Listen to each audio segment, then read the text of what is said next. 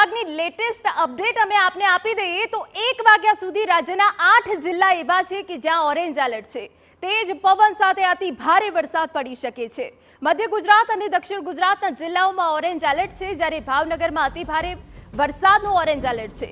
રાજ્યના 16 જિલ્લા એવા છે કે જ્યાં યલો એલર્ટ છે। અત્યંત ભારે ગાજવીજ સાથે મેઘરાજા તોફાની બેટિંગ કરી શકે છે। 40 થી 60 કિલોમીટરની ઝડપે પવન ફૂંકાઈ શકે છે। હવામાન વિભાગે અનુમાન જાહેર કર્યું છે કે જેમાં 1 વાગ્યા સુધી રાજ્યના 8 જિલ્લામાં ભારે વરસાદ પડી શકે છે।